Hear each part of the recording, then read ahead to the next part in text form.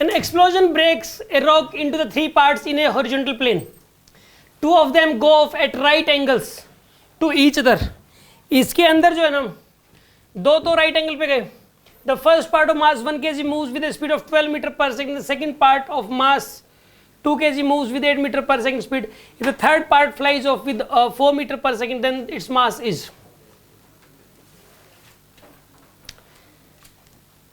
An explosion breaks a rock into three parts in a horizontal plane. Two of them go off at right angles to each other. देखो तीन थे, देखो एक तो बड़ा हिस्सा ये वाला, इसके तीन हिस्से बन गए, एक दो तीन. एक इधर जाएगा, एक ये दोनों राइट एंगल पे, और एक किधर भी जाएगा, टेढ़ा होके जाएगा जैसे मर्जी. The first part of mass 1 kg, एक पार्ट तो 1 kg का जाएगा 12 मीटर पर सेकंड से. ठीक है ना, एक तो 1 kg का बन गया, और एक कितने का बन गया बताइए ये वाला. इसकी स्पीड कितनी है? 12 इसकी स्पीड. सेकंड पार्ट है वो कितने मास का है? इसकी स्पीड कितनी है? और एक और पार्ट है थर्ड पार्ट, इसकी स्पीड कितनी है? 4. और इसका मास कितना है यहाँ पे? m मान लेते हैं. तो ये m की वैल्यू आपसे पूछी गई है, लेकिन इसमें परपेंडिकुलर कौन से एक दूसरे के? कैसे पता 12 और 8 परपेंडिकुलर हैं? इसने लिख रखा है 2 ऑफ देम, और इन्हीं के बारे में बताया, फर्स्ट और सेकंड इन्हीं के बारे में बताया इसने. ठीक है ना, ये बात अंडरस्टूड है यहाँ पे. ठीक है, जो तीसरे वाला उसके बारे में नहीं बता रखा. ये जो दोनों एक दूसरे के जो परपेंडिकुलर हैं इन्हीं के बारे में इसने बता रखा है. एक तो है 1 kg का, एक तो 1 kg का, और दूसरा कितने मास का यहाँ पे, और इसकी स्पीड कितनी यहाँ पे? 12 है, और इसकी स्पीड कितनी यहाँ पे? 8 है. ठीक है, तो आप इसका मास कितना है यहाँ पे? m, इसका मास बताना है. और थर्ड पार्टी की स्पीड कितनी दे रखी है? 4 मीटर पर सेकंड. इसकी स्पीड 4m. तो इसका मास पूछा गया आपसे कितना हो जाएगा. कर लेते हैं इसको. देखिए आप एक बात बताओ, इसका मोमेंटम कितना है यहाँ पे? 12 I कैप. देखो P initial equals to P final, ऐसा ही करोगे आप इसमें. P initial equal to P final. Initial momentum क्या था पूरे सिस्टम का? 0 पहले तो. फाइनल मोमेंटम बताओ, इसका मोमेंटम कितना हो जाएगा? 12 I कैप.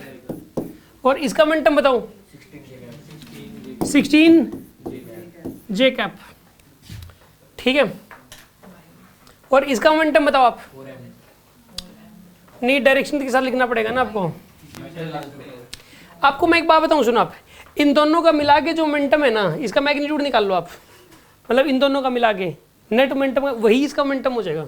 आप ना इसके अंदर ज़्यादा मत सोचो. इसके अंदर देखो ऐसा कर सकते हो आप, सुनो आप, इसमें इसका मोमेंटम कितना है? 12 इस तरफ है, इसका मोमेंटम 16 इस तरफ है. इन दोनों का रिजल्टेंट कितना आएगा बताइए आप? 12 का स्क्वायर प्लस में 16 का स्क्वायर पूरे का, और ये इसका नेट आ गया. ये अब मैग्नीट्यूड आ गया इसका सीधा. अब इसका भी मैग्नीट्यूड देख लो. इसका मास कितना है यहाँ पे? m, और वेलोसिटी कितनी है इसकी? 4. इसको सोल्व कर लो, बस आंसर आ जाएगा आपके पास. ठीक है ना, इसको सोल्व करो, कितना बनेगा ये वाला? कितना बन रहा है? 20 बन रहा है क्या? इक्वल्स टू 4m, और m की वैल्यू कितनी आएगी यहाँ पे? 5 kg. इसका मास 5 kg है. एक्चुअल में ना इसकी डायरेक्शन नहीं पता ना किस तरफ है इसकी स्पीड 4. हम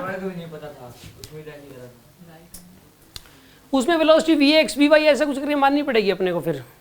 ठीक है ना, निकली वेलोसिटी दी थी, इसमें तो वेलोसिटी दे रखी है. पिछले वाले क्वेश्चन में वेलोसिटी तो मतलब जैसे उसमें निकालनी थी, मास दे रखा था. इसमें वेलोसिटी दे के मास पूछ रखा है. तो मैं आपको एक बात बताऊं, इन दोनों का जो मोमेंटम है उसका जो मैग्नीट्यूड है, इसका अकेले के मोमेंटम का मैग्नीट्यूड नहीं होगा. ये कोई भी दो, जैसे इन दोनों का पता होता, बस इनके दोनों का मोमेंटम का मैग्नीट्यूड इसके बराबर हो जाएगा. फिर बस कोई भी दो का रिजल्टेंट किसी तीसरे के बराबर आएगा ही आएगा, तभी नेट 0 बनेगा. समझ में आई बात आपको? आगे बात समझ में, तभी तो रिजल्टेंट 0 बनेगा इसके अंदर. ये किसी और को डाउट हो तो बोलो इस चीज में.